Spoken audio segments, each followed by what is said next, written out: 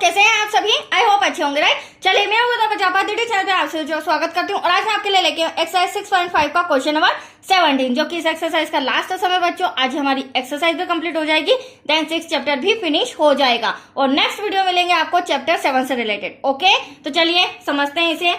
देखिए क्या कहना है इसमें, सही उत्तर चुनकर उसका औचित्य दीजिए। मतलब कि 4 ऑप्शन दिए गए हैं, सही विकल्प है एक तरह से ये, तो हमें इसमें जो इंस्ट्रक्शन दिया गया है उसे पढ़कर समझना होगा और सॉल्व करके इन चारों में से जो आंसर सही होगा उस पर टिक लगाना होगा। तो देखो क्वेश्चन क्या कहा गया है, त्रिभुज एबीसी में कोई त्रिभुज है तो उस त्रिभुज एबीसी में AB बराबर हमें दिया गया है 6√3 centimetre, AC 12 centimetre, then BC हमें 6 सेंटीमीटर दिया गया है। तो कोण B कितना होगा, 120 डिग्री, 90 डिग्री, 60 डिग्री या फिर 45 डिग्री, राइट।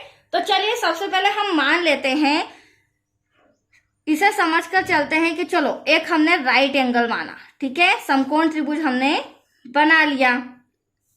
इसमें नाम दे देते हैं हम, ये A हो जाएगा बच्चों, ये B हो जाएगा और ये C हो जाएगा, जिससे हम मेजरमेंट इजीली लिख सकते। अब AB हमें दिया गया है 6√3, AC हमें दिया गया है 12 सेंटीमीटर,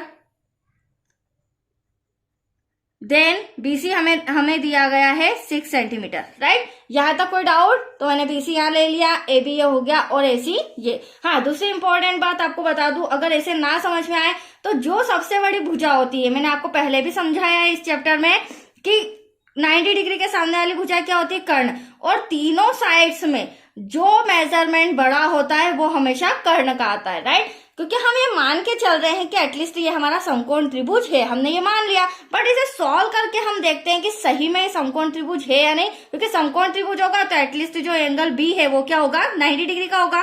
तो चलिए अब हम ले लेते हैं त्रिभुज ABC में एंगल B बराबर क्या हो जाएगा, 90 डिग्री, राइट, हमने माना है।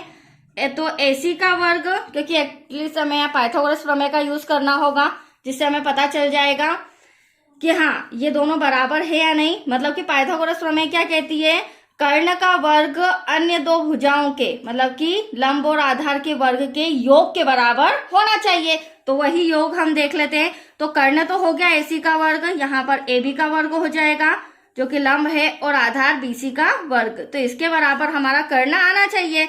तो चलिए सॉल्व करते हैं। AC हमारा 12 है, 12 का वर्ग हो जाएगा, राइट।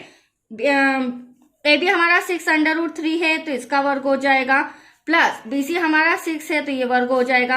12 का 12 में मल्टीप्लाई करेंगे तो 144। आप ये लेफ्ट हैंड साइड तो आपको पता चल गया, वैसे ही हमारा अगर राइट हैंड साइड भी 144 आता है, दैट्स योर आंसर। ये हमारा समकोण त्रिभुज है और एंगल B 90 डिग्री है, दैट्स क्लियर। तो चलिए इसे सॉल्व करते हैं। अब ये देख लीजिए, पावर क्या है 2, तो 2 टाइम लिखेंगे। अब यहाँ पर देखेंगे 6 6 36 हो जाएगा, √3 का √3 में करेंगे तो सिंपल 3, राइट। मैंने रफ में इसलिए बताया ताकि आपको इजीली समझ में आ जाए। और 36 का 3 में मल्टीप्लाई करेंगे तो दैट्स योर आंसर 108, प्लस 6 का 6 में करेंगे तो 36।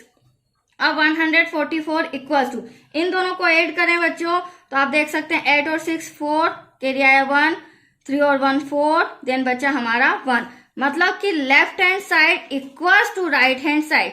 तो हम यहाँ कह सकते हैं पाइथागोरस प्रमेय से कि कर्ण का वर्ग अन्य दो भुजाओं के वर्गों के योग के बराबर होता है, तभी वो हमारी पाइथागोरस प्रमेय होती है।